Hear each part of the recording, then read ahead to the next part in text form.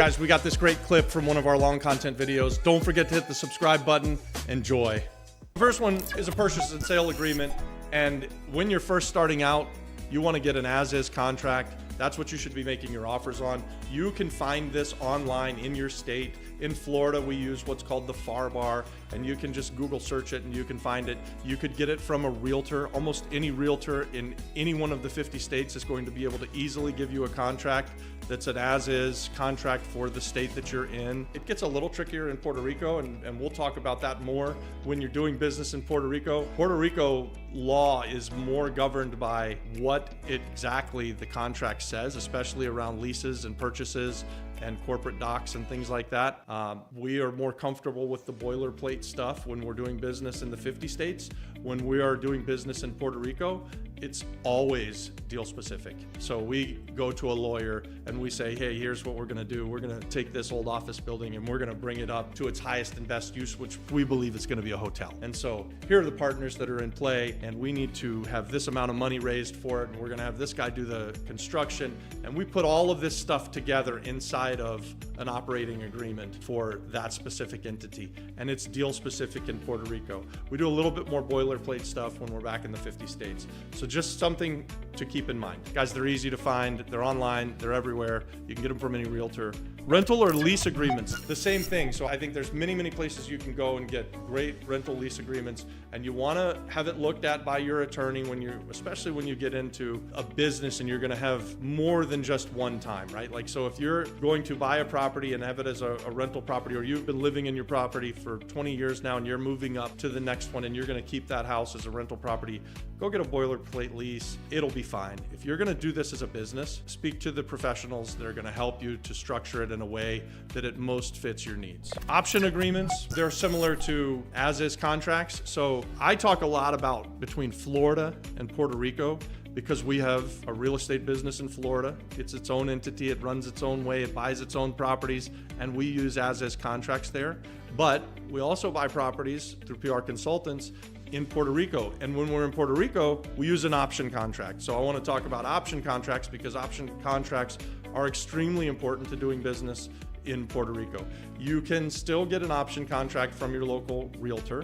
When we first came to the island, that's what we did. We used an option contract. Whoever was bringing us the property, so if it was ERA salesperson, we would say, hey, Mr. ERA realtor guy, do you have a contract? And he would have a contract, and we'd use that. Over time, we've taken more control over that. We've learned about Puerto Rico that there are some things that you can put in contracts that are deal specific that will help us, and that if we ever have to fall back on the contract, that's what Puerto Rico leans on. So they're still available to you by the realtors, though. You could still go online and probably find them. You certainly could get one from any lawyer here on the island who is a real estate lawyer who does closings of real estate. I'm giving you guys the common sense places to go to get this stuff. I don't want you to get bogged down in this paperwork stuff, but it is super important. You guys can do this. Don't let it freak you out. Don't let it be the reason that you pass on a great real estate deal. It's too good of a life. You shouldn't pass it up.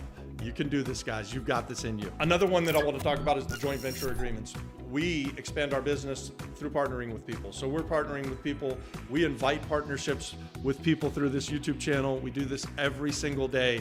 In fact, if we ever have the chance to meet each other and have a coffee and we're talking about real estate, I'm very likely going to open it up by saying, hey, we like to expand our business by doing partnerships. So what that means is that we have different agreements with different partners. The joint venture agreements, they are a super important part of our business. We do it oftentimes by creating a one-off corporation and doing it through operating docs a little bit longer later on in this video, but a simple joint venture. We recently did one, a guy in Carolina, where we bought a house at a foreclosure sale, and we bought it in his name at the foreclosure sale. We came in with the money of the day of the sale. He put up some money, we put up some money. We got it titled in his name, and what do we have? We have a joint venture agreement. And our joint venture agreement spells out who does what, who pays for what, who gets what.